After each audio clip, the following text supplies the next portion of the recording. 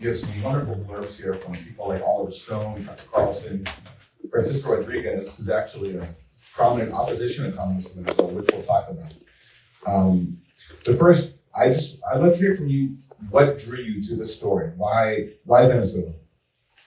Well, thank you, Aaron, and thanks, Max, for the stand-up, and thank you to all of you and to Or Books for hosting us here. And Max, I have to give an extra special thank you to because I began writing this book when our daughter was 10 months old, and so I wouldn't have been able to get through it or complete it if Max wasn't my husband and the father of my child. So thank you, Max.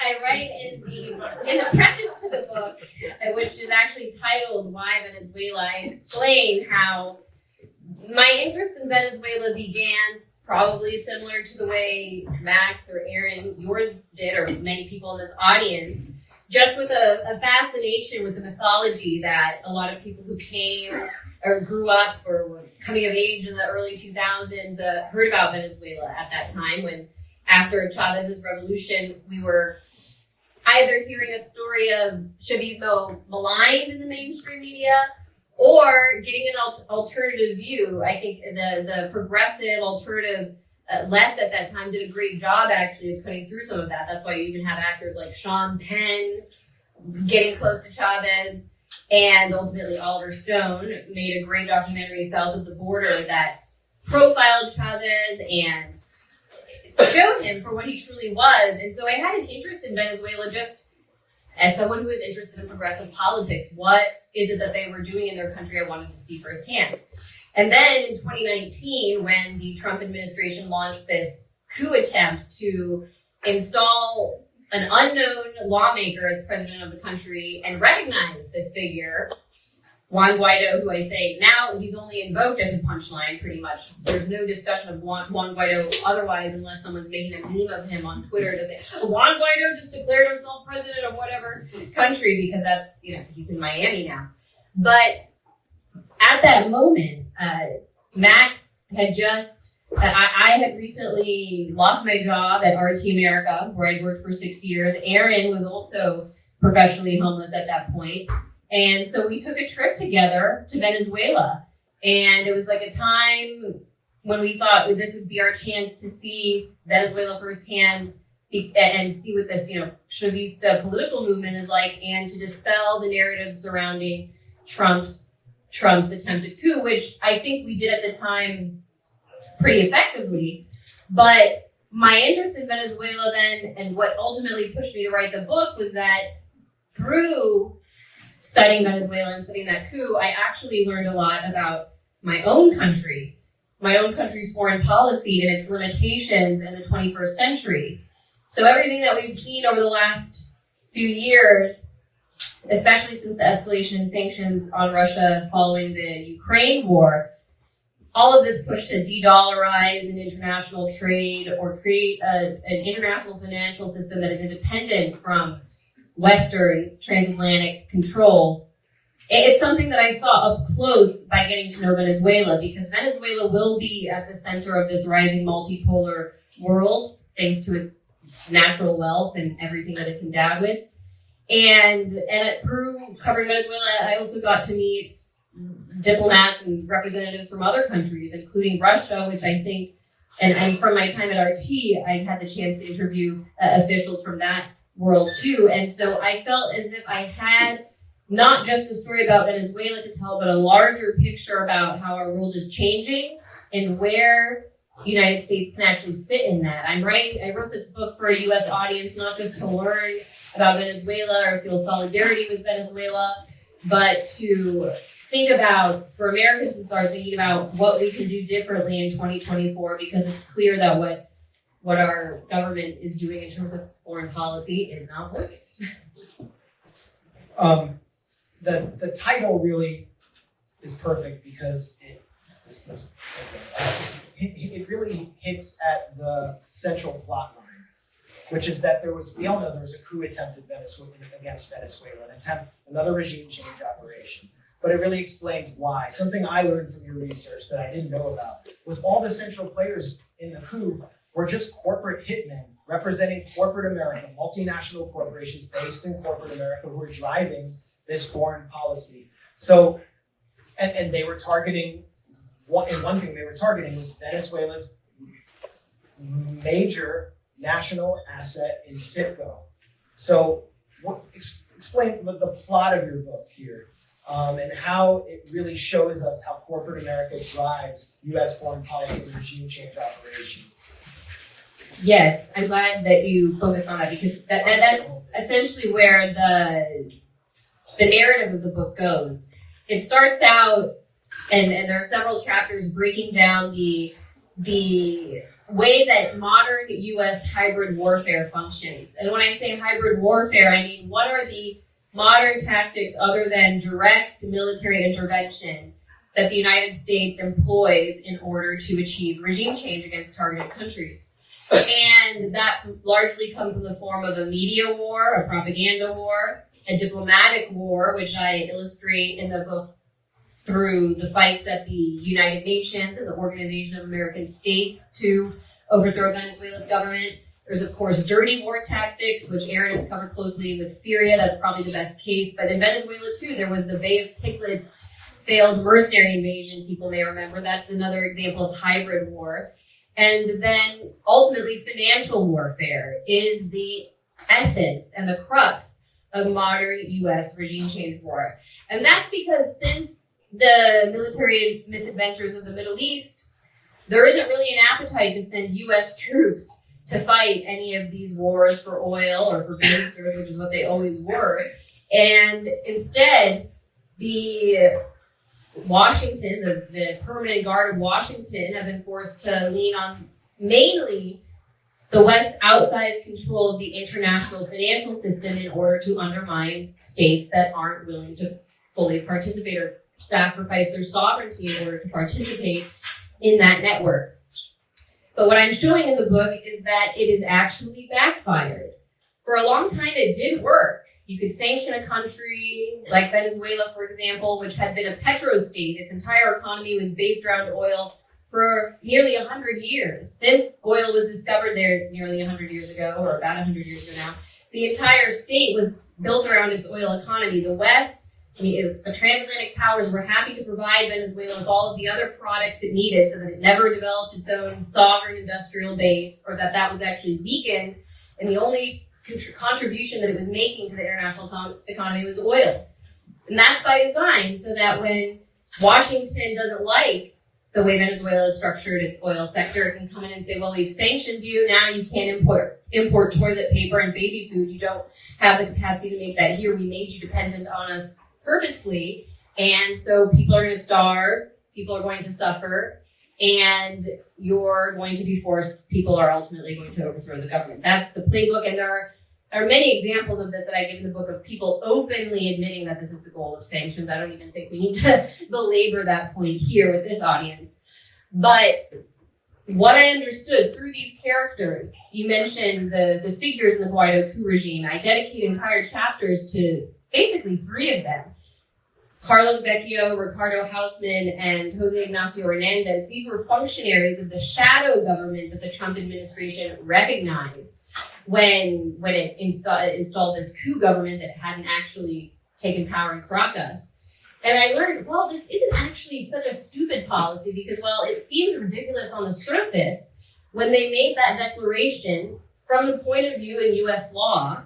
That change in government had actually occurred. And what that meant was that billions of dollars worth of Venezuelan assets stored in the United States and in Europe were seized by the governments that recognized Juan Guaido. So it was a very tricky play they made to say, look, we don't even care about what happened in Caracas. Simply by recognizing the shadow government, now we can seize control of your government's bank accounts, and in the UK's case, billions of dollars worth of Venezuelan gold bullion that was stored in the Bank of England that is still there to this day in jeopardy simply because London said, oh, we can't actually figure out.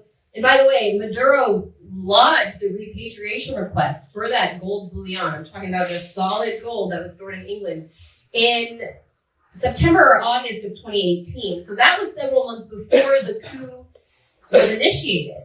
Maduro had already made that request, and London didn't comply. They didn't issue a decision until after they recognized Guaido, and they said, oh, yeah, since we can't figure out who actually controls Venezuela, no question who controls Venezuela's central bank, of course, we can't actually give you that gold. We have to keep it here for now.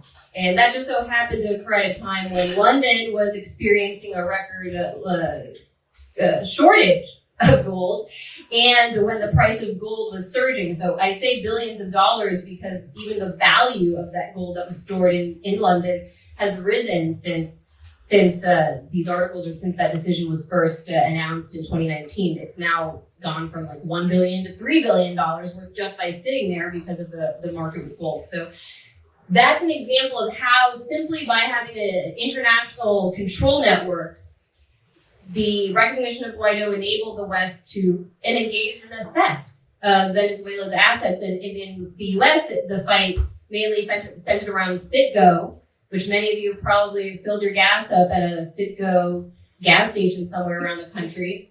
At its height, so Citgo is owned by PDVSA, the Venezuelan state oil company. And at the height of its control, or at its existence in the U.S., provided about 6% of oil in the United States.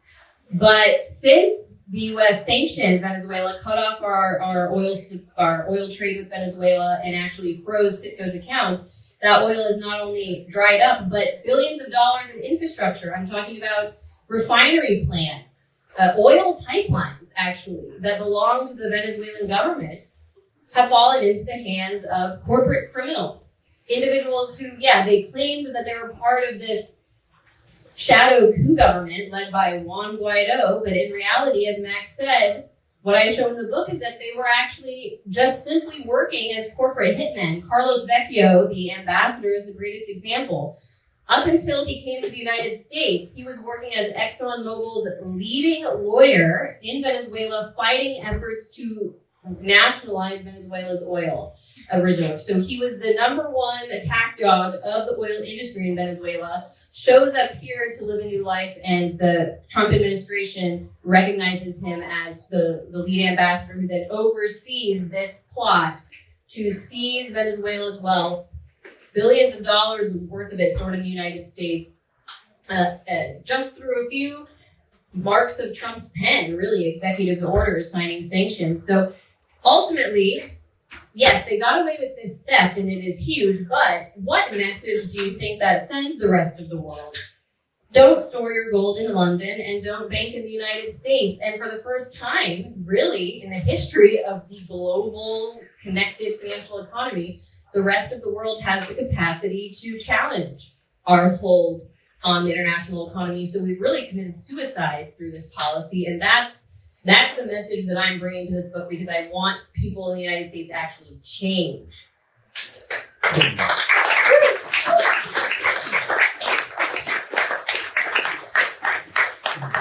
Anya, you have a blurb on the back of the book from Francisco Rodriguez, who is a leading economist in Venezuela, but associated with the opposition. He, in fact, advised the last presidential candidate who ran against Maduro.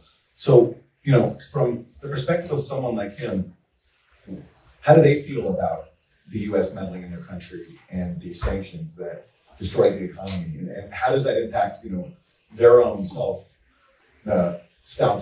for whatever their agenda is? Yes, this is why I appreciate Francisco so much, because he's someone who taught me about the reality of Venezuela. Not just getting lost in the black and white and just extreme partisan politics, but looking a bit more in the gray zone. And he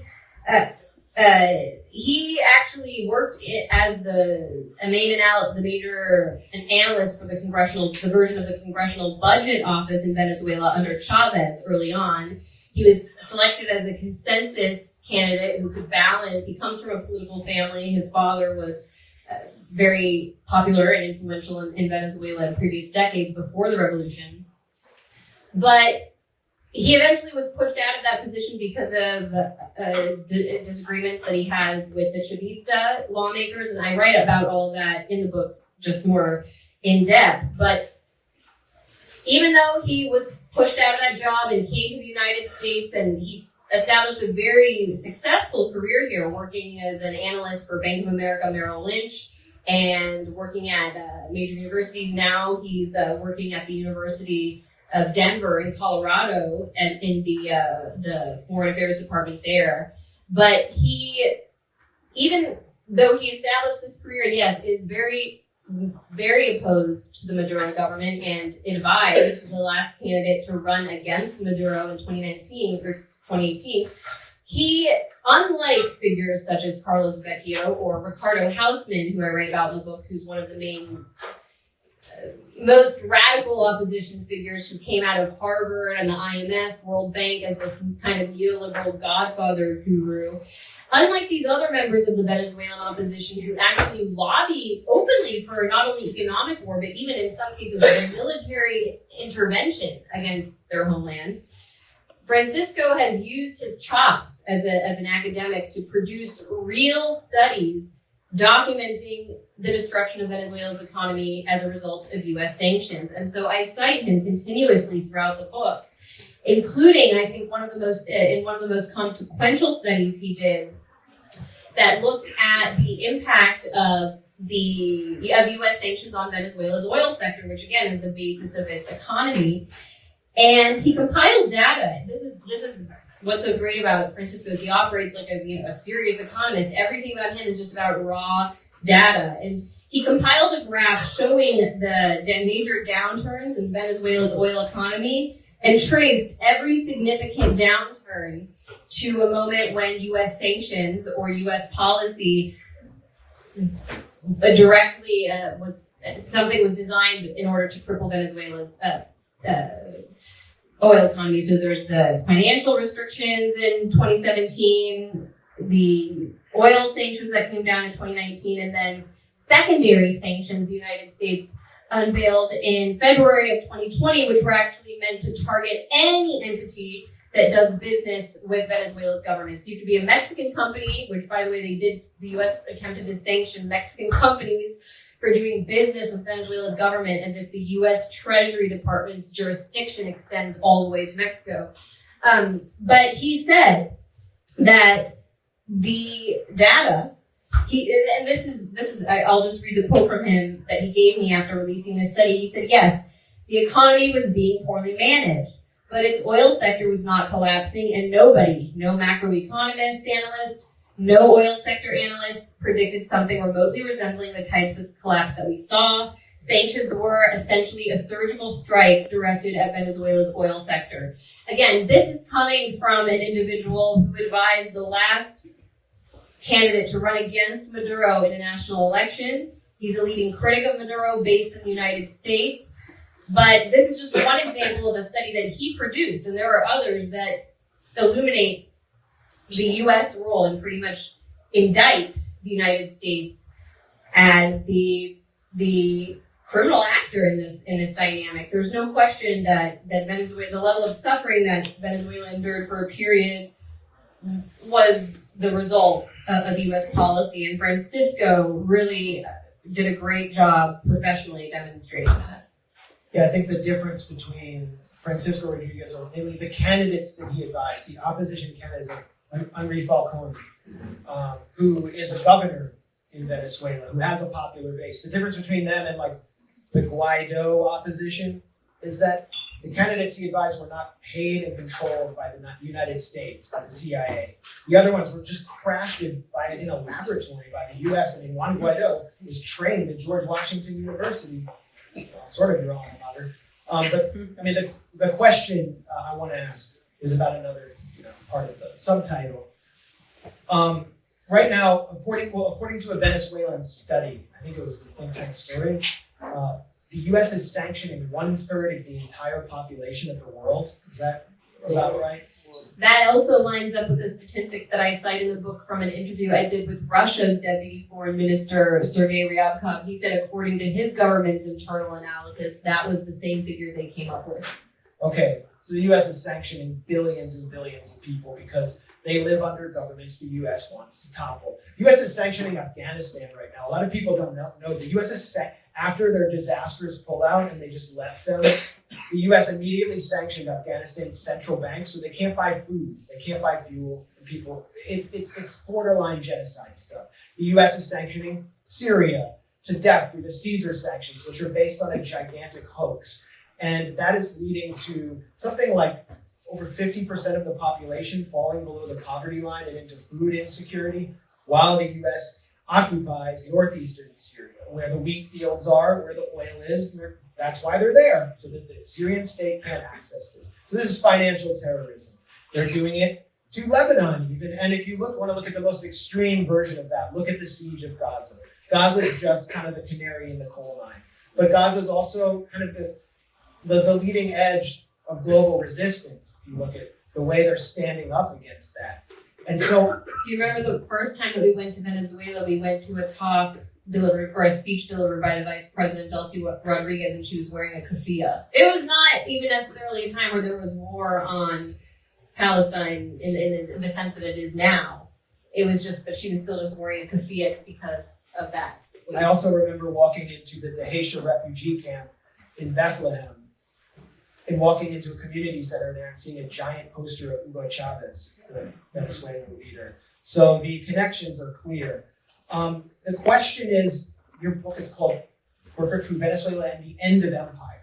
So the end of empire is really going to occur when US financial terrorism no longer works. And we're seeing it with Russia. Russia has actually managed to, Biden promised to turn the ruble into rubble, and now Russia's GDP is increasing. It's completely reoriented its economy to a national basis. When more countries, the mid-level countries like Venezuela, start to be able to do that, we will see the end of empire. So the question is kind of like, how are they doing this? And what would you call this new system that we're starting to witness?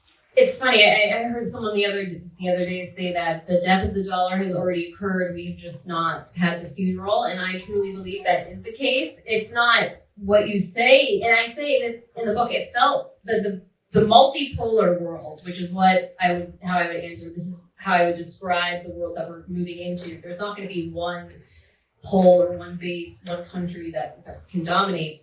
The multipolar world seemed like the future when I was writing the manuscript, but by the time I was writing the preface and the afterword, because of really, as I mentioned, the sanctions against Russia that came in 2022, it actually felt like we were living that reality. The sanctions, the sanctions on Venezuela had already lost their sting. But now we're seeing, in the case of Russia, just how delusional the permanent guard of Washington are, because, and much of my afterward focuses on an analysis. It's called the multi-dimensional chessboard, is what I say, because Brzezinski and all of the old Cold Warrior neoconservative thinkers in Washington always talked about the chessboard, the global chessboard. That was the big new Brzezinski's book. They think of the world as, they think of countries not as nations containing multitudes, but as a map for the global elite, where they can say, we can get oil from Venezuela, we can get lumber from over there, we can get labor from over here. How do we reduce these countries to something like that so that the people at the top can reap all the benefits? And that worldview, while they succeeded for decades in imposing it through force, is just no longer possible. It just doesn't exist in the reality of 2024, when there is actually not even just a three-dimensional relationship between countries in the world, but multi-dimensional. You can't put India and Pakistan and Iran and Saudi Arabia and UAE and Turkey and these very important powers in a box anymore. That's why, from the West perspective, people in Washington, Victoria Nuland, for example, may have been shocked last summer when both Iran and Saudi Arabia and the UAE announced that they were joining BRICS, that they'd been invited by the existing BRICS powers and agreed to enter as part of this new multipolar world financial system. And because they just want to think of everything as very one-dimensional. Okay, Iran and Saudi Arabia, they're Sunnis and Shias, they'll never get along, they hate each other, and the Saudis are in our pocket. No, that's just not how how the world operates in 2024, because even the Saudis know, they've seen enough history. Look, we can be in the good graces of Washington today, but if we want to have any semblance of sovereignty, we need to have alternative relationships, alternative ways to sell our oil, maybe not only based in the dollar, because that is something that Washington will ultimately weaponize us. I do believe even elements within Saudi Arabia know that. And so the way that they're combating and the way that they already have, again, it's kind of happened over several years where many in Washington probably believe that it could never happen. But, I do detail it in the book, how through it, as a result of our policy, because of our insane sanctions and weaponization of the dollar, these countries were forced to begin to come together. Actually, Jorge Arias, the foreign minister of Venezuela, says in one of the interviews that it's like the natural flow of a river. We were all targeted by the US, so we all just came together and found ourselves in the same boat. And instead of now, in some countries, in Russia's case, or in Venezuela's case, Iran's case, because of U.S. financial war, they weren't even able to access the dollars they needed in order to participate in the international market, which is what everybody was doing for so long, just dollars, dollars, dollars. Well, we thought that if we cut off their access to dollars, that these countries were going to collapse and there was going to be revolution. But the people designing policy in the U.S. never thought for a minute that these countries had gotten to a point where Russia can just be like, hey, you have gold, we have rubles, why not just do trade that way?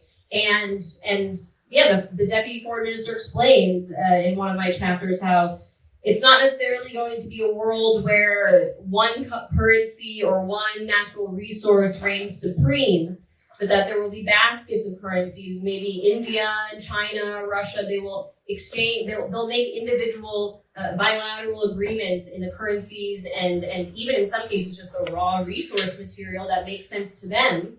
And ultimately, we thought like our SWIFT, the SWIFT financial network, which is something that many Americans don't know about, I write about in the book because I think it's something that we need to learn about. It's basically the international post office for financial transactions. If you scan your credit card, or if a bank is making a transfer, or if a country is making a transfer, every single digital financial transaction in the world has to pass through SWIFT. It's just the messaging system. And for a long time, it was considered off limits from US sanctions, but beginning with North Korea, actually, and then ultimately with Iran, the US made the decision to politicize SWIFT and cut entire nations out of this messaging network. And in Iran's case specifically, this backfired greatly to the point that even European powers, as a result of some of those sanctions, were looking for ways to send payments to Iran in circumvent US sanctions. So, sure enough, Russia and China have already built an alternative to SWIFT, and transactions are now for the first time again. We've always lived in a world where we just think this global financial economy is normal. But really, it hasn't even been around for 100 years, and this is the first time that there has ever been an alternative network that isn't based in London or Brussels or New York that can carry the weight of the global economy. So Americans haven't really processed what it means for that yet. There's a lot of focus, for example, on inflation and how the Biden administration's insane policy to not only sabotage our oil imports from Russia, but also, and then also through Trump with the CARES Act, print a ton of money and just hand it to, what was it, the largest transfer of wealth in the history of the United States? Upwards transfer. Yeah, upwards transfer. So inflation is that contributes to inflation, but I believe that another great contributor is the fact that people aren't using US dollars around the world the way they used to. That contributed greatly to the value of the US dollar, just the fact that these countries were trading in the dollar because people needed the dollar and it had value. Well, now we've created a situation where the dollar doesn't have anywhere near the same level of value that it did 10 years ago. And it could only get worse from here. I worry. And I'm not one of those people that wants the US to collapse and like, oh, screw the empire. Like, we all deserve to suffer. No, this is where I'm from. This is where my family is from. So I want people to actually learn about what is happening and push for something better. And so I guess that's More normal country.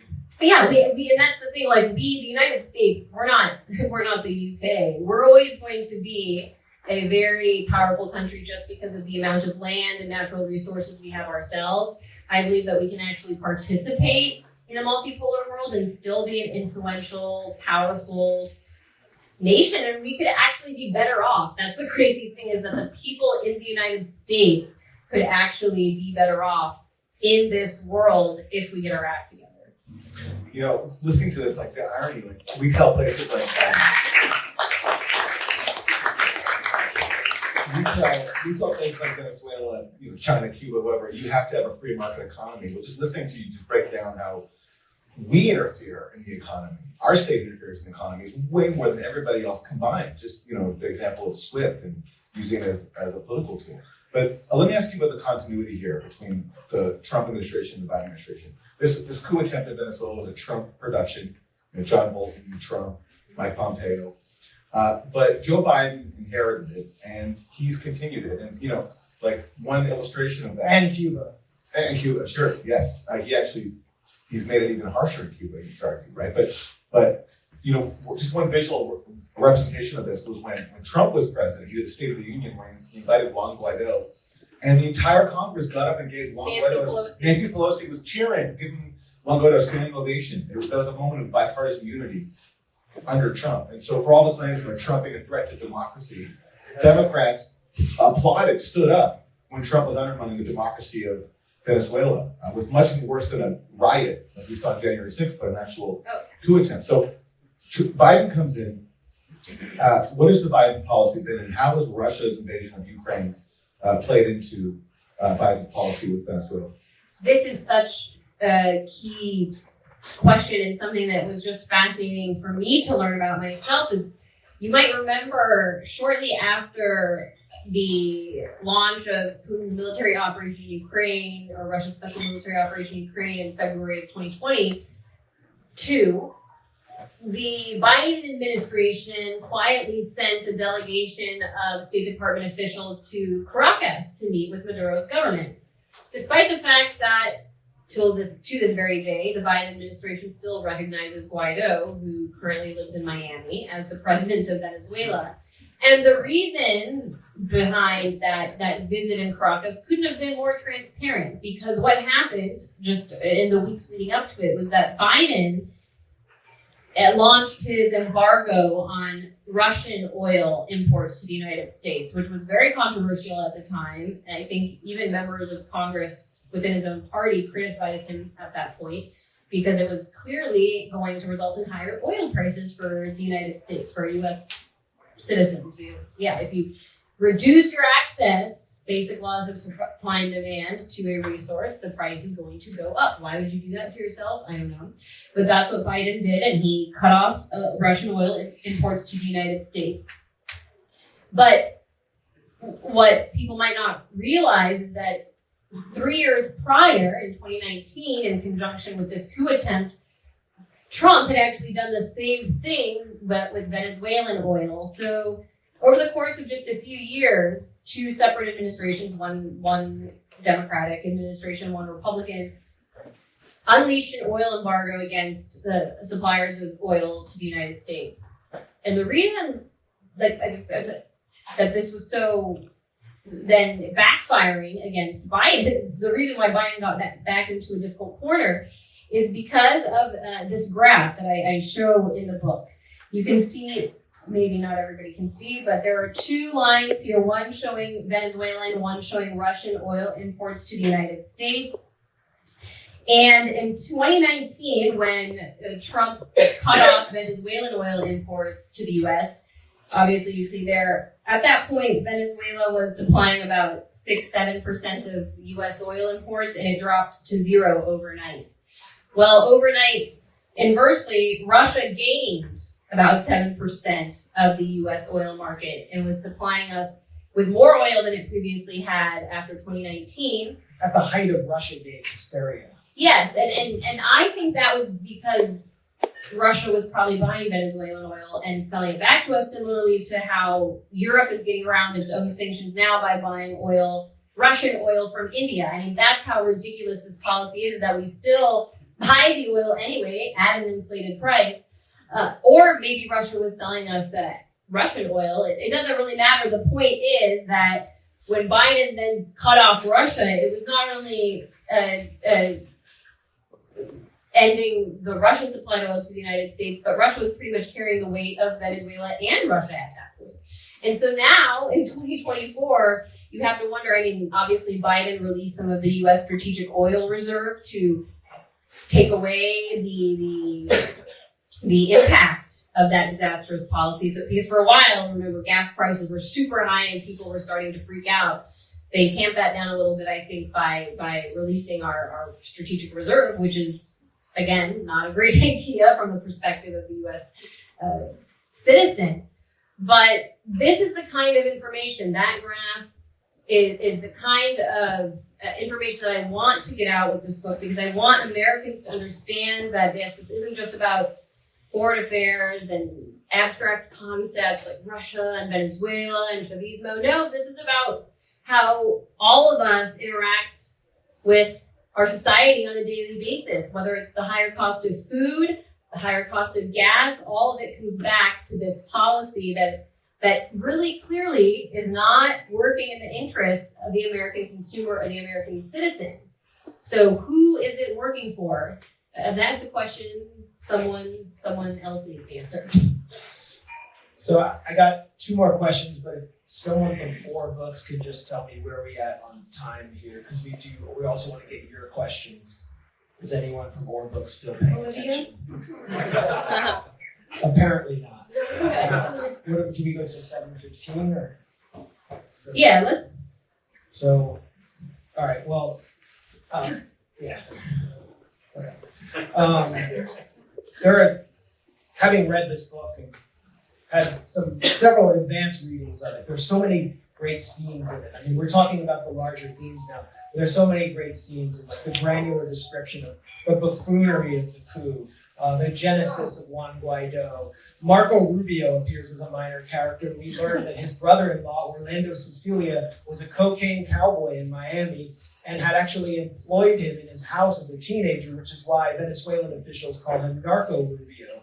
And there's all these great little details in the book. And so what? Okay, wait. I'm gonna do my two questions at once. So we can just segue. I wanted you to talk about one of the scenes. There's like a chapter in the book that's sort of like a diary of being in the Venezuelan embassy, holding off this crazed mob of like right-wing Venezuelan goons who were basically sicked by the fake U.S. ambassador and former Exxon lawyer, Carlos Vecchio. And the reason that you were in there with other activists and journalists, and I was outside and I eventually got arrested on a fake assault charge because I was delivering food. They just made some trumped up charge. Our house was raided in 2019. I spent 2 nights in jail. They eventually dropped the charges. But it was very dramatic at that time. I mean, it was one of the great anti-imperialist protest movements to defend this embassy that the US regime was seeking to steal from Venezuela in violation of the Vienna Conventions. And they were using this goon squad to do it with the Secret Service budget. It's very reminiscent of what happened at UCLA with the Gaza encampment there, where a goon squad, where the police stood down for 4 hours, sent in the goons to create violence, and then allowed the cops to clear them out violently. We're seeing it all across America. So I first wanted you to talk about, just give us a little bit of illustration of that protest movement and its legacy now, how its legacy carries forward into this national protest movement, because there was the whole interregnum of the lockdowns and COVID and everyone being separated from one another.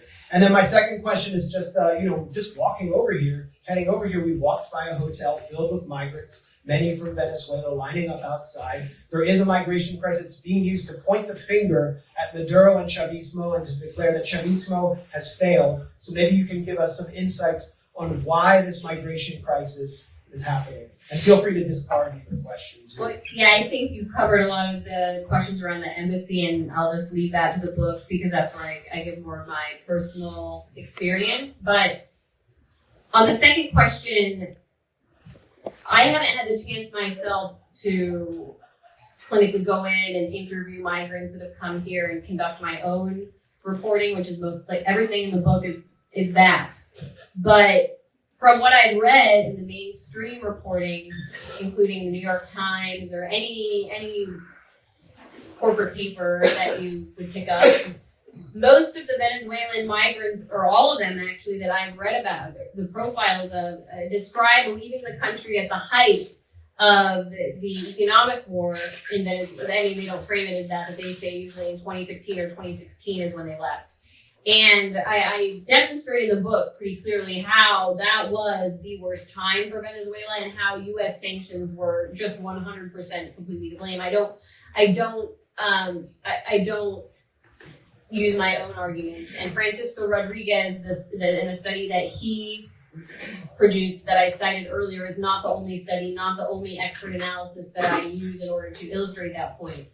But what the migrants describe is having left at that period and then ended up in Chile or Colombia, Peru, any of the regional governments that at the time were taking in these Venezuelan refugees. And it turned out when they got there that some of those U.S.-backed countries weren't that great. There weren't streets lined with gold or people, able to just afford basic products in Colombia too, especially if you're a migrant or a refugee. The situation is even worse than the average citizen. So a lot of Venezuelans actually went back. The Venezuelan government has an official policy called Vuelta a la Patria, where they've actually sponsored government planes, entire planes, where people who want to go back can get on these flights and go back to their country.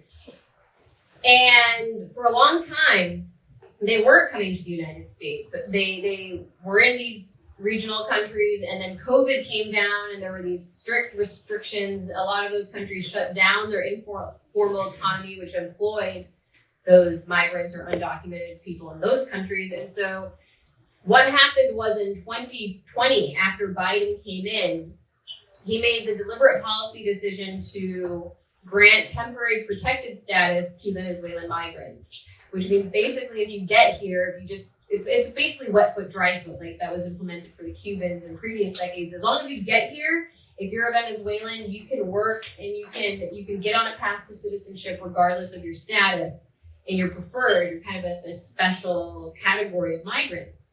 And this had been the leading demand or lobbying ask of the pro-Guaido coup regime. Carlos Vecchio, the ambassador, he was pushing Trump to implement a similar policy throughout the last years of his presidency, but for obvious reasons, even though Trump was willing to sanction Venezuela and do whatever he could to overthrow the government there, he didn't want to make that policy step because then suddenly it becomes about the U.S. border and it becomes about migrants, and it's backfiring directly on Trump's political with his base. But Biden came in, did that with granted TPS to Venezuelans within weeks of coming into office, and since then we've seen this influx of Venezuelan migrants. And yeah, I mean, there's no way of displaying the picture right now with migration to the country where it looks good or it looks pretty or it's happy. It's not fun or pretty or great for anybody involved. And again, it comes down to a deliberate policy from our government to not only create these refugees in the first place, but then grant them status that, of course, once you give them something like that, they're going to say, oh, right, this is my ticket and Washington owes it to me. So that's the situation we're in today, and it's just another example of how our policy, the official policy of Washington, works to the detriment of not only people abroad, but people here in the United States. And again, that's the main message that I want to bring to this book, is how crucial, how central foreign policy is to our own domestic situation here as well. And it's so insane. And you have this guy, Carlos Vecchio, at the center of this book, who's simultaneously lobbying to destroy Venezuela's economy to produce migrants, and lobbying for policies to take them in and bring them into his own domestic lobby. It's the height of cynicism. And Americans, especially people on the right, the Trump supporters, have never been told that story. And Trump presided over this entire policy. So with that, we'll go right to questions. Who's got a question? Right there, Jose.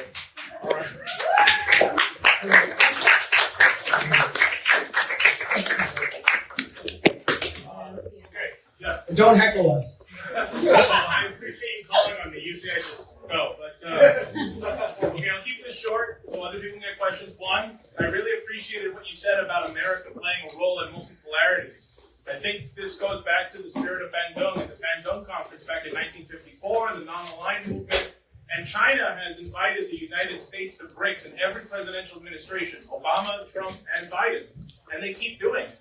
So I think the world is kind of holding out on the population to actually do something.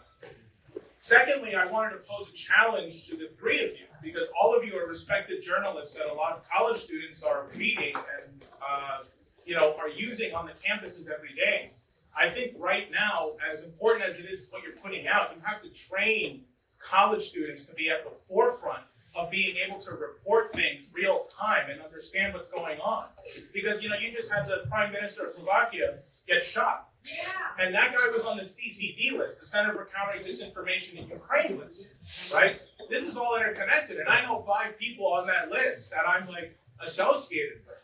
The college students should be able to know that and print that and circulate that. And I think all of you, the 3 of you and more people who are probably in the audience, should be training people right now as the next step beyond just the encampments. So those are just my 2 reflections, and thank you. I got your book. I'll be reading it. And yeah. Thank you, Jose. Yeah, round of applause for the college students, for sure. They're going to be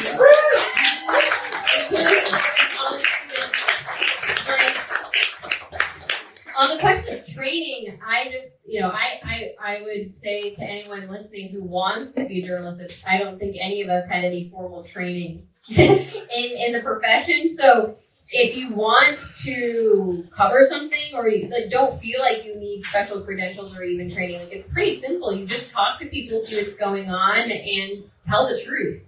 But since you brought up BRICS and the U.S. role in this multipolar world, I'll just share another story because I was at the BRICS conference in South Africa this past August. And while I was there, I had the chance to speak to someone who was actually part of on the date that Iran and Saudi Arabia, Ethiopia, Egypt, UAE, Argentina, that one didn't look out, announced that they were going to join and that their delegations were all there.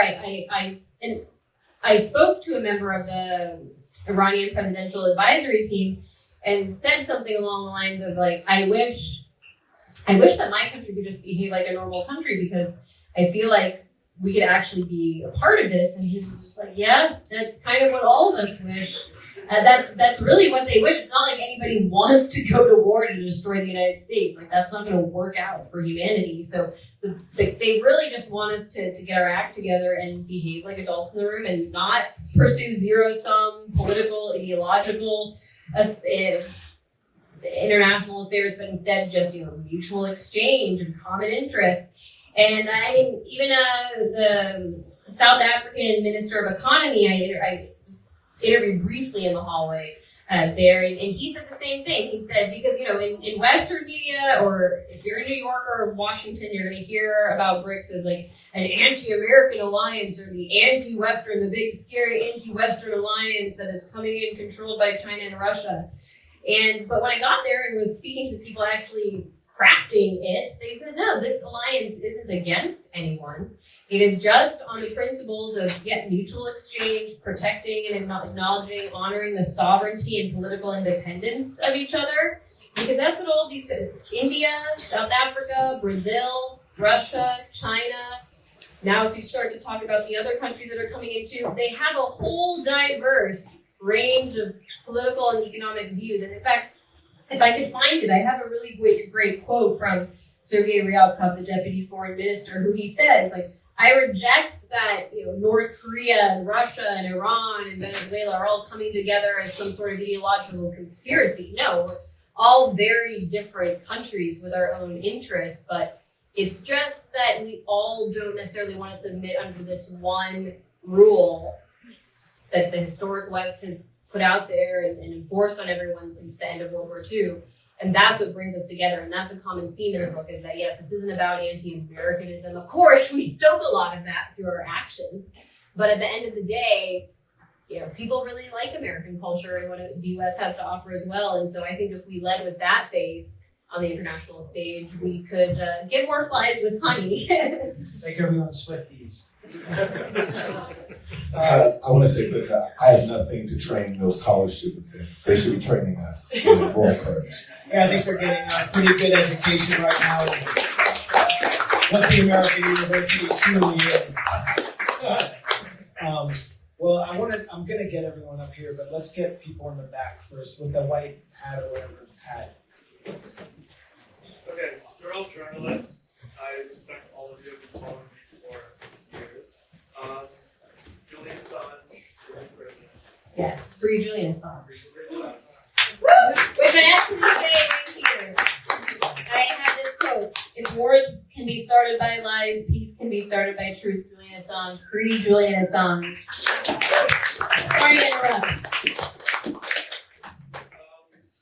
My question for all three of you, and just give a brief summary, each of you.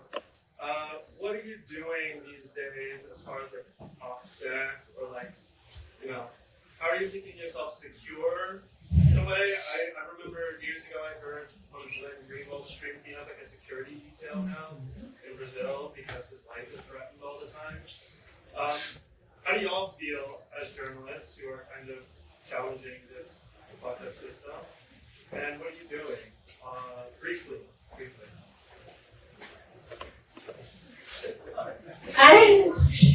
I would say that as an American, just as an American, I expect my right to free speech and all of the rights that are granted in the Constitution. So I'm not the same as Glenn living in Brazil, where you may not have some of those rights. So I assume them, and I just, I don't fear any man. So if something, I mean like a human being, I don't fear any earthly power. So I just feel like you gotta live your life and stand up for what's right or speak the truth. And if Ride the subway. that's the way that it goes.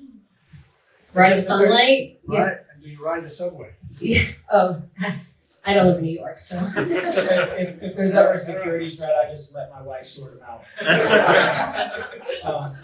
Right there. And I wait. Sorry, you did have your hand back there. Then we'll go to you in front. Me first? Yeah, you. Alright. Hey guys, great to see you guys again. I don't know if you guys remember me. I'm here.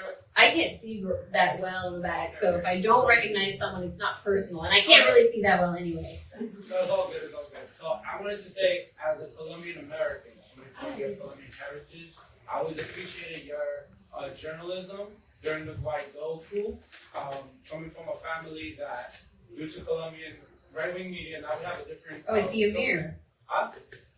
I know who are. You know what? Yeah. So I was gonna say, I really thank you guys for the good coverage you guys did during the Grayzone coup attempt era, because it really informed me a lot.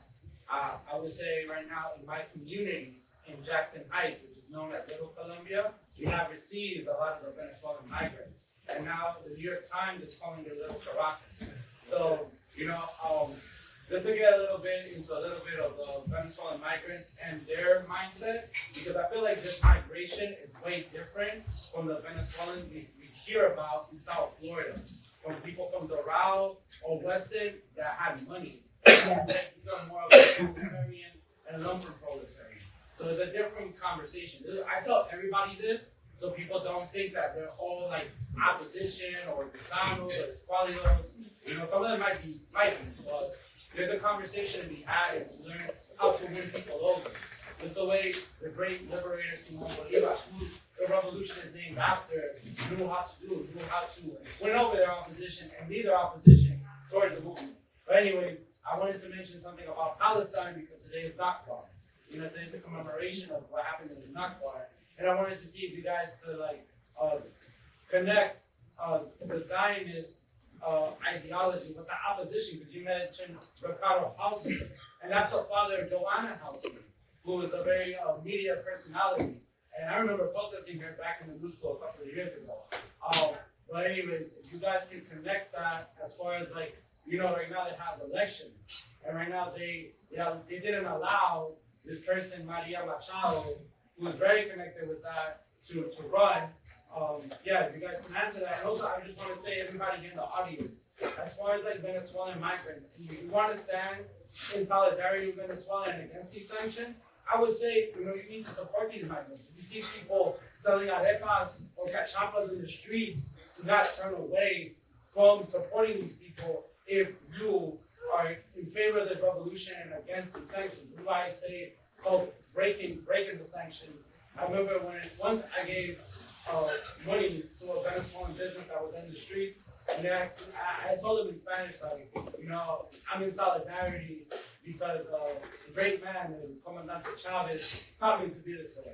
And they smiled, you know, so just to, you know, allow people, and for people in the audience, you know, to understand, like, what these migrants are going through in their fight, you know, don't be hesitant in talking or engaging or supporting them the best way.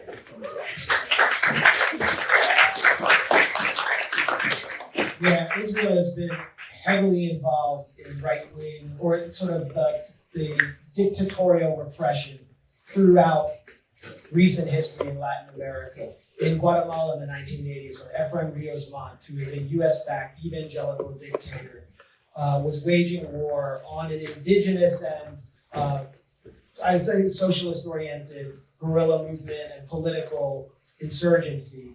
He referred to the the model for the Guatemalan soldier as the Israeli commando, because the Israeli army was training his soldiers who actually committed genocide against the Mayan population there. And they were doing it because of the Boland Amendment in the US, which required an executive signature by the president on any covert action. So the US just used Israel as an end around there. Israel gave them the computer they used to surveil Palestinians and maintain their data. They gave straight to Guatemala. They sold it to them. They're done the same thing with Colombia over the years, and now they're facing a huge challenge with Gustavo Petro, which is kind of amazing to see. We could talk, but there's enormous Israeli lobby attacks on Venezuela because they kicked the Israeli ambassador out under Chavez. And we could talk for a long time about that, but when I was going up against the fake academic left in 2018, which supported the regime change operation backed by the US in Nicaragua, one of the points I made is you're going to put into power a pro-Israel government. Every member of the US-backed opposition, including all the fake leftists who say they're fakes, like used to be Sandinistas, are pro-Israel. And we saw what Nicaragua did when they stood up at the ICJ and filed a case against Germany for perpetrating genocide. So it's these independent governments across the global south that are going to stand up for Palestine, and Israel is actually intervening to stop and undermine them.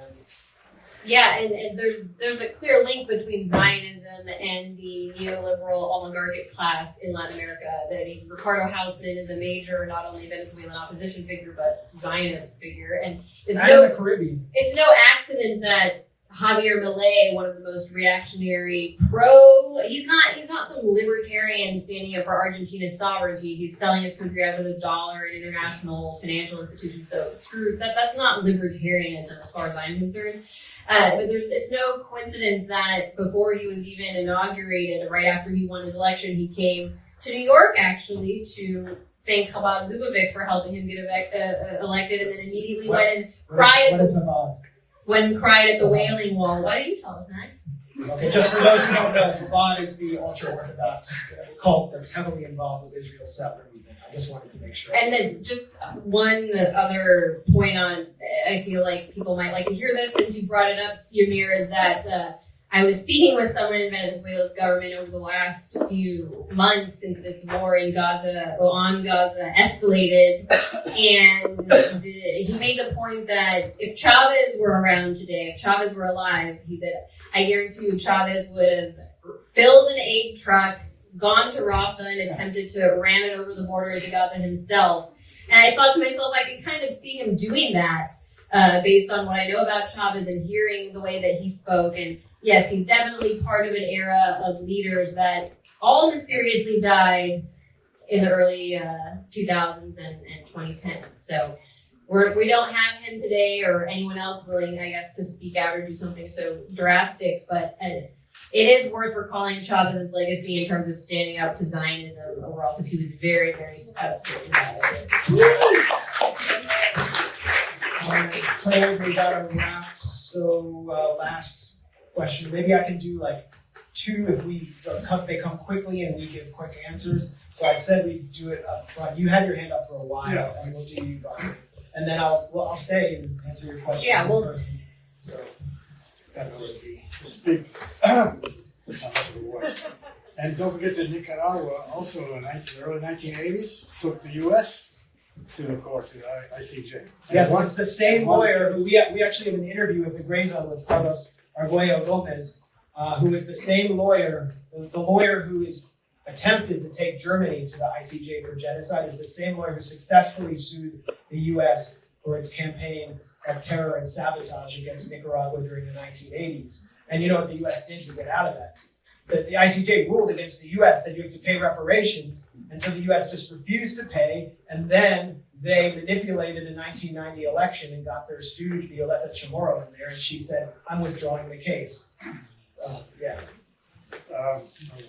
So, yeah. Okay, I've been living for many years now in Ecuador, in Quito. I was there for most of the Correa time and also the last 7 years of the neoliberal horror. That's most people know what's happening there now, thanks to, I should say, Grayzone, these short documentaries. Yeah, Oscar Leon, our fabulous video editor, and he's Ecuadorian. He's done a great job on Ecuador. One of them is just in Spanish. I don't know if it's the first Grayzone. Let's get to the question just because I'm kind of under pressure to end this. Okay. Okay, the question would be, because this is more about economics and stuff, but anyway, Hugo Chavez and Fidel were very close. And Venezuela and Cuba had very tight and important relations to both of them. What's happened to that Venezuela-Cuba connection? Well, Venezuela. Wait. Let's get the other question and then we'll answer it both. So the question is what happened to the Venezuela-Cuba connection and you? Cool, yeah, I'm going to be a little bit just more direct. If there's possible to draw a comparison between the 92 and 2002 coup, attempted coups, and how that looked from below, whether, like, I know there was a lot of involvement from below revolutionary different collectives in 2002, and maybe you can speak about. You mean 92 when Chavez attempted versus 2000? Well, most of my comparison, I guess, like 02 and the 19. The 2019. Oh, I see what you mean. The 2019 fake corporate coup and the more direct attempt in 2002. Exactly. Okay. Well, I would say on Venezuela and Cuba, their relations are they're sister countries. They're still very close. The difficulty is that after Chavez came in and nationalized the oil and created ALBA and Petrocaribe to supply the Caribbean and some of these poorer states such as Cuba that was suffering under the blockade with oil, they experienced a renaissance, right? Things were going pretty well until the oil economy crashed and until the sanctions made it worse for Venezuela specifically. And so while the political and economic solidarity still exists between Venezuela and Cuba, the crux of Venezuela's relationship with Cuba and many other Caribbean countries that was positive, the aid that it was able to supply or the subsidized oil that it was able to supply. Haiti also was a great beneficiary of this policy.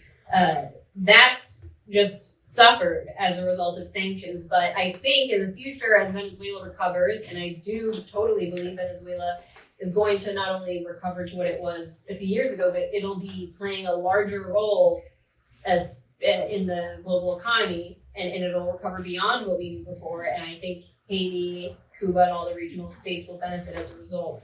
As 2002 versus 2019, it's an interesting question because a lot of the groups that were established in the lead up to in 2002, for people who don't know, there was an attempted military coup. They removed Chavez from power. They flew him to a prison on an island off the coast of Venezuela and installed basically the head of the Commerce Department as the head of Venezuela. And all of these civil society groups that were funded by the United States signed this letter known as the Carmona Decree, because the president they put in was named Carmona, and it froze the Supreme Court, froze the legislative and local governments in Venezuela. And so actually Maria Corina Machado, who Yamir mentioned as the candidate who was banned from running against Maduro this year, was one of the signatories of that letter. She was also one of the street muscle behind the coup attempt in 2019. Her organization Sumate was instrumental in other attempts to overthrow Chavez through hybrid means leading up to 2009. And then the figures who became the face of Venezuela's opposition after 2002, including Leopoldo Lopez. He's pretty much the face and the brains, you could say, behind the Venezuelan opposition. He's in Spain now. 2002 defined those leaders as and I write about this in the book, because they signed the Carmona Decree and showed their faces, it basically provided the U.S. with a list of, okay, I'm going to feed these people money and groom them to act as the future leaders if and when there is a successful regime change attempt. And so all the same players were still around in 2019.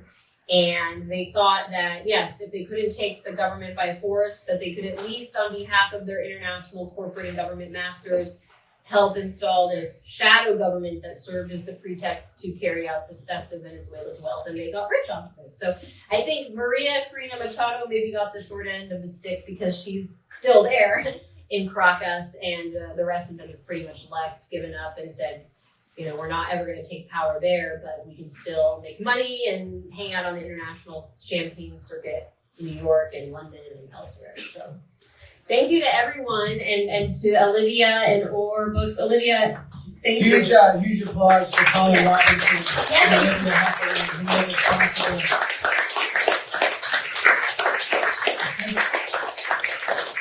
This book was really, Anya wasn't shopping this book around. It was the product of an idea that we developed in partnership with Or Books and with Colin specifically, so they deserve huge credit. I told him I was writing 50,000 words.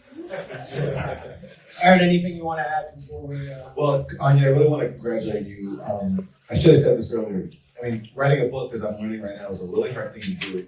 You've done this, you put together a really impressive piece of work. You've done it at a very young age, and you've done it while being a young mother. So I'm really, and also you've done it through experience. You're not just in front of your laptop like me, writing about a country you've never been to. In my case, Ukraine and Russia. You've been in Venezuela many times, and also you put yourself on the line in that embassy siege, the embassy protection. I really just respect all of the people.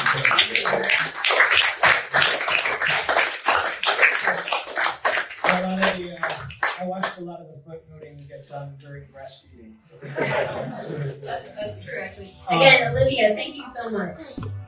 All right, thank you guys, and go hang out. Thank you, everyone. I'll be around. I found the last 10 books that will still be for sale, so if you didn't get one, I'll be at Anya will sign it for you. third place Purchase one right, today. like,